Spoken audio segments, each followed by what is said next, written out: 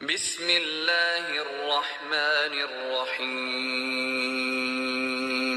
رب زدنی علما رب اشرح لي صدري ويسر لي أمري واحلل عقدة من لساني يفقه قولي اللهم لا سهل إلا ما جعلته سهلا وأنت تجعل الحزن إذا شئت سهلا اللهم لا سهل إلا ما جعلته سهلا وأنت تجعل الحزن إذا شئت سهلا. اسٹوڈینٹس، انشاءاللہ آج ہم اینگر کے تعلق سے پڑھیں گے. Today we learn and read and discuss about anger. Anger means غصہ. تو غصے کے تعلق سے اسلام کے اندر کیا ہدایتیں موجود ہیں، آج یہ ہمارا موضوع ہوگا. اس تعلق سے لیسن میں ایک مختصر سی حدیث درج کی گئی ہے. ایک چھوٹی سی حدیث ہے اور اس حدیث کو پہلے پڑھیں گے ہم لوگ، پھر اس کا ایکسپلینیشن ہوگا. سو ناؤ وی اسٹارٹ اور لیسن اینڈ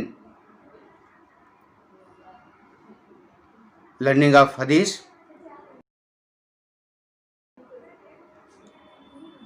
اعوذ باللہ من الشیطان الرجیم، بسم اللہ الرحمن الرحیم.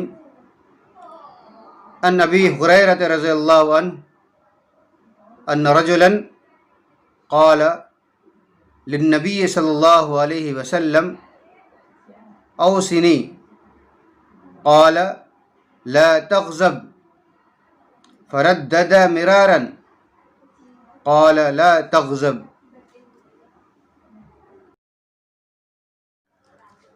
Translation: A tradition hadith on the authority of Abu Hurairah radhiyallahu anhu states that once a person addressed Prophet sallallahu alaihi wasallam saying, "Bequeath me a precept."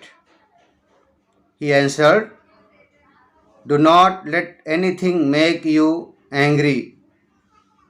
But that person made repeated pleas for a bequeath. But every time Prophet sallallahu alaihi wasallam gave the same reply. That is narrated by Bukhari. یعنی حضرت ابو ہریرہ رضی اللہ تعالیٰ عنہ سے روایت ہے کہ ایک شخص نے رسول اللہ صلی اللہ علیہ وسلم سے عرض کیا کہ آپ صلی اللہ علیہ وسلم مجھے وصیت فرمائیے. آپ صلی اللہ علیہ وسلم نے فرمایا غصہ نہ کرو. اس شخص نے کئی بار وصیت کی درخواست کی. ہر بار آپ صلی اللہ علیہ وسلم نے یہی فرمایا غصہ نہ کیا کرو. یہ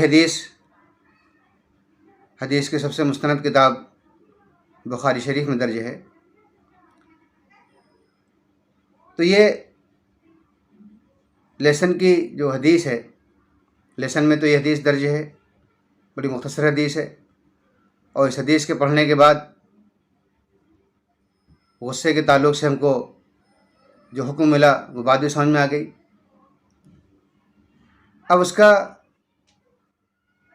کیا ایکسپلینیشن ہے، اس کی کیا تشریح ہے، اب ہم اس کے بارے میں آگے کچھ جاننے کی کوشش کریں گے.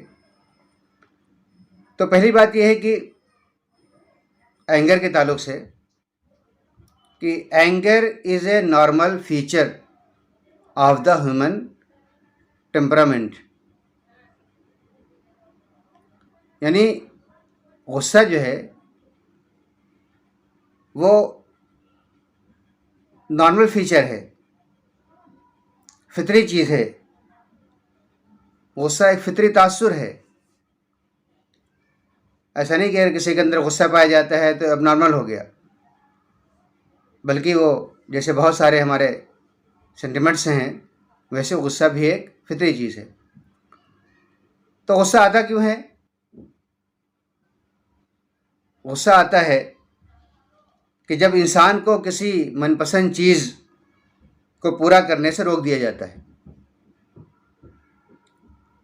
کسی کو کچھ چاہیے ہوتا ہے لیکن جو چیز وہ اس کو چاہیے وہ اس کو نہیں دی جا رہی ہے. تو جو چیز انسان کو پسند ہے وہ چیز اگر اس کو نہ ملے یا اس سے اس کو روک دیا جائے تو اس کو غصہ آئے گا. یا کوئی چیز مزاج کے خلاف پیش آ جاتی ہے تو اس وقت بھی بھڑک اٹھتا ہے اور سامنے والے کا مقابلہ کرتا ہے تاکہ اس کے ہٹا کر کے اپنی مرضی پوری کر سکے. تو یہ ہوتا ہے بائی نیچر.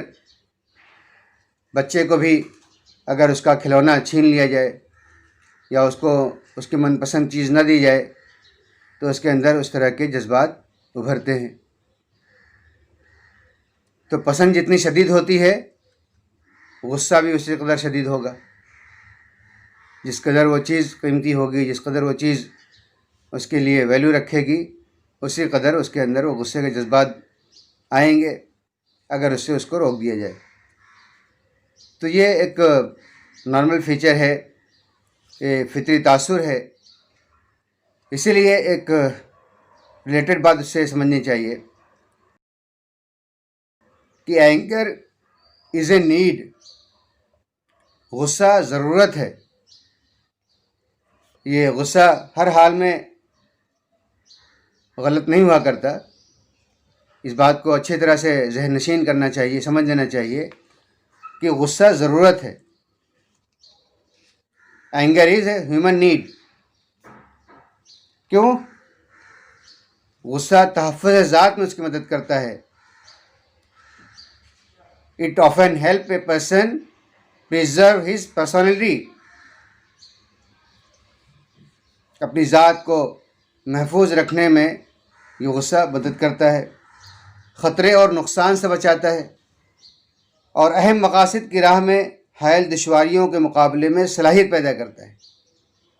کوئی اہم مقصد حاصل کرنا ہے، کوئی چیز اچیو کرنی ہے، اس کے راستے میں جو رکاوٹیں ہیں، جیسے کہ پہلے بتایا گیا کہ آدمی اپنی پسندیدہ چیز کو حاصل کرنے کی تگدو کرتا ہے. اس پسندیدہ چیز کو حاصل کرنے کے راستے میں جو رکاوٹیں ہیں، ان رکاوٹوں پر اس کو غصہ آتا ہے اور ان کو دور کرنے کی کوشش کرے گا تاکہ اپنی پسند کی چیز حاصل کر سکے. تو اسی لیے اگر کسی کوئی گول ہے، کوئی مقصد ہے، تو اس مقصد تک پہنچنے کے لیے غصہ اس کی مدد کرے گا. اہم مقاصد کی راہ میں جو دشواریاں ہوں گے، جو ہرڈلس ہوں گے، ان ہرڈل کو دور کرنے میں اس کی مدد کرے گا. ایسا کیوں ہوگا؟ کیونکہ انسان جب غصہ ہوتا ہے تو اس کی جد و جہد اور مقابلے کی طاقت بڑھ جاتی ہے. اس کی اسٹرینتھ جو اسٹرگل کی ہے اور کنفرٹ کی ہے یہ بڑھ جاتی ہے. اسٹرگل کی طاقت بڑھ جائے گی، جد و جہد کی قوت بڑھ جائے گی. اس کو حاصل کرنے کے لیے وہ کوشش کرے گا. تو کسی مقصد کو حصول کے لیے آپ دیکھتے ہیں دوڑ کا مقابلہ ہوتا ہے تو جو لوگ اس میں حصہ لیتے ہیں ان کی کیا کیفیت ہوتی ہے، ان کی جسمانی کیفیت، ان کے چہرے کی کیفیت دیکھیے. پوری قوت لگاتے ہیں، پوری شدت کے ساتھ دوڑتے ہیں. تو وہ ایک اندرونی ایک کیفیت ہوتی ہے، غصے کی ایک شکل ہوتی ہے کہ جو ان کو ان کے مقصد تک پہنچاتی ہے. تو اسی لیے غصے کو ہر حال میں غلط یا مذموم نہیں سمجھنا چاہیے. یہ ہر حال میں رانگ نہیں ہوا کرتا، بلکہ بسا اوقات سم ٹائم غصہ کیا ہوتا ہے؟ مطلوب اور قابل تعریف ہوتا ہے، تعریف قابل ہو جاتا ہے. اس وقت غصہ کرنا نیسیسری ہو جاتا ہے. Some occasions it becomes necessary and praiseworthy. Necessary ہو جاتا ہے، پریس وردی ہو جاتا ہے کہ اس کی تعریف کی جائے. اب یہ کب ہوتا ہے کہ جب غصے کو بھی کی بھی تعریف کی جائے. وہ غصہ قابل تعریف اس وقت ہوتا ہے کہ اگر اللہ کی راہ سے روکا جا رہا ہو، اللہ کے راستے میں چلنے سے روکا جا رہا ہو، دین کا مذاق اڑایا جا رہا ہو، اور دین کے ساتھ اور تمام چیزیں، شعائر اللہ کی بے حرمتی ہو، نبی کریم صلی اللہ علیہ وسلم کی گستاخی ہو، نبی کریم صلی اللہ علیہ وسلم کی بے حرمتی ہو. ایسے موقع پر غصہ آنا بالکل قابل تعریف ہوگا. عدل و انصاف کا پامال کیا جا رہا ہو اور شریعت کے احکام توڑے جا رہے ہوں. یہ ساری چیزیں ہمارے نگاہوں کے سامنے ہوتی ہیں. تو اس طرح کے مواقع پر غصے کا اظہار ضروری ہوتا ہے اور مطلوب ہوتا ہے.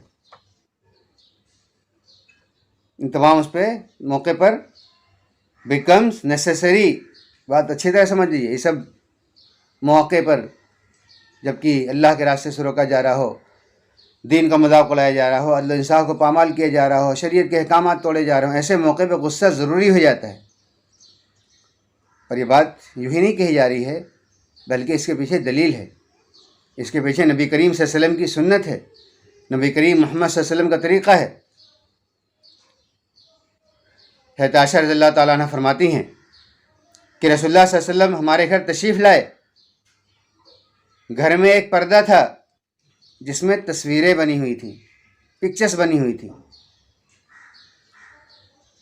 اس کو دیکھ کر رسول اللہ صلی اللہ علیہ وسلم کے چہرے کا رنگ بدل گیا.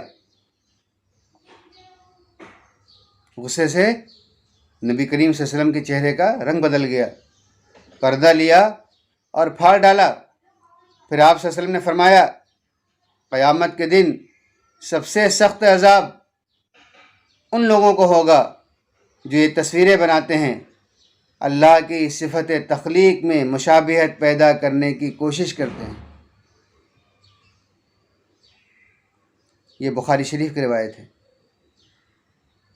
اس حدیث سے کئی باتیں معلوم ہوتی ہیں، لیکن یہاں بتانا مقصود یہ ہے کہ نبی کریم صلی اللہ علیہ وسلم نے جب خلاف شریعت ایک چیز دیکھی تو آپ کے چہرے کا رنگ بدل گیا، آپ کو غصہ آ گیا، آپ کو غیرت آ گئی، اور آپ نے پردہ لے کر پھاڑ دیا. تصویروں کے تعلق سے جو معاملہ ہے یہ بھی اس حدیث سے کلیئر ہو جاتا ہے. جاندار کی تصویریں بنانے سے منع کیا گیا ہے. تو یہ غصے کا معاملہ یہ سمجھنا چاہیے، اس لیے کہ ہم جو گفتگو کریں گے یا ہم لوگ جو ڈسکس کر رہے ہیں آپس میں، وہ یہ سمجھنے کے لیے کہ غصہ، اس کے بارے میں صحیح رویہ کیا ہے. تو غصے کی مثال آگ کی ہے. Anger is like fire. آگ کی طرح ہے غصہ. اب آگ کیا کرتی ہے؟ جلا کر خاک کر دیتی ہے، ختم کر دیتی ہے، بھسم کر دیتی ہے چیزوں کو.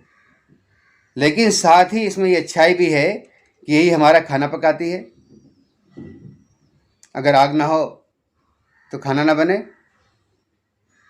طاقتور انجن کو چلانے کے لیے بھاپ بناتی ہے.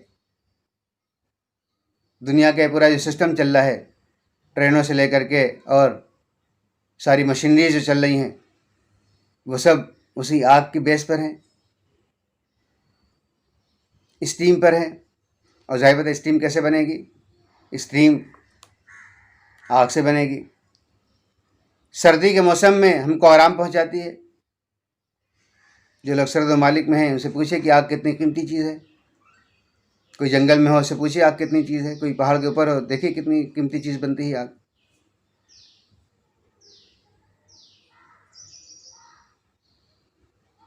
یہی آگ لینے کی چاہت نے موسیٰ علیہ السلام کو پیغمبر بنا دیا. موسیٰ علیہ السلام جب راستے میں جا رہے تھے تو انہوں نے کیا دیکھا؟ اوپر پہاڑ پر دیکھا کہ ایک روشنی ہے. انہوں نے سمجھا کہ آگ ہے، تو وہاں سے جا کے کچھ آگ لے لیں، کچھ انگارہ لے لیں تاکہ ان کی سردی بھی کم ہو جائے اور راستے میں روشنی بھی حاصل ہو جائے۔ وہاں پہنچے تو پھر اللہ نے آپ کو آواز دی اور آپ کو پیغمبر چن لیا گیا۔ اس لیے کہا گیا کہ خدا کی دین کا موسیٰ سے پوچھئے احوال، خدا کی دین کا موسیٰ سے پوچھئے احوال، کہ آگ لینے کو جائیں پیغمبری مل جائے۔ تذکرتاً بات آ گئی کہ مطلب آگ کس قدر قیمتی چیز ہوتی ہے۔ اسی طرح سے غصے کا معاملہ ہے کہ گویا آگ کی طرح غصے میں صرف برائیاں ہی برائیاں نہیں ہیں بلکہ فائدے بھی ہیں۔ تو یہ ایک پہلو ہے سمجھنے کا۔ اس سے مراد یہ نہیں ہے کہ آدمی غصہ کرتا رہے، بلکہ بات یہ ہے کہ اللہ نے جو اس کے اندر ایک چیز رکھی ہے اس کا صحیح استعمال ہو۔ ہر چیز اصلاً اپنے صحیح استعمال سے ہی پہچانی جاتی ہے، اس کا غلط استعمال ہی گناہوں کا ذریعہ بنتا ہے اور اس کا صحیح استعمال ثواب کا ذریعہ بنتا ہے۔ چاقو ہے، یہ چاقو اگر کسی ڈاکو اور چور کے پاس ہوگا تو اس سے وہ لوگوں کو قتل کرے گا، لوگوں کا مال لوٹے گا۔ اور یہی چاقو، یہی نیف اگر ایک ڈاکٹر کے پاس ہے تو اس سے لوگوں کو زندگی ملتی ہے آپریشن کے ذریعے، اور لوگ صحت یاب ہوتے ہیں۔ تلوار ہے، تلوار اگر چنگیز خاں، ہلاکو خاں اور ایسے ظالموں جابروں کے ہاتھ میں ہوتی ہے تو انسانیت تباہ ہوتی ہے۔ لیکن اگر یہی تلوار حضرت عمر فاروق رضی اللہ عنہ، حضرت خالد بن ولید رضی اللہ عنہ، حضرت سعد بن وقاص رضی اللہ عنہ وغیرہ جیسے نیک اور بہترین اشخاص کے ہاتھ میں ہوتی ہے تو اس سے انسانیت کو عدل ملتا ہے، انصاف ملتا ہے۔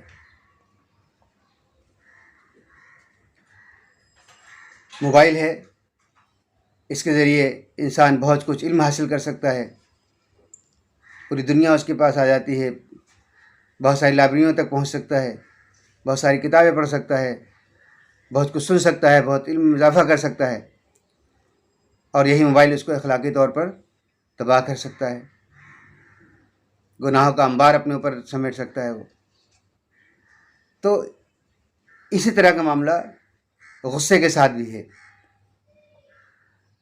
تو یہ جو پہلا پوائنٹ ڈسکس کیا گیا کہ غصہ ایک انسانی فطرت ہے، ایک فطری تاثر ہے، ایک نیڈ ہے، لیکن وہ نیڈ، وہ ضرورت، غصہ ضرورت کب بن جاتا ہے، غصہ ضروری کب ہو جاتا ہے، غصے کا اظہار ضروری کب ہے، یہ بات بھی یہاں پر ڈسکس ہو گئی۔ وآخر دعواهم أن الحمد لله رب العالمين۔ اور ان کی ہر بات کا خاتمہ اس پر ہوگا کہ ساری تعریف اللہ رب العالمین ہی کے لیے ہے۔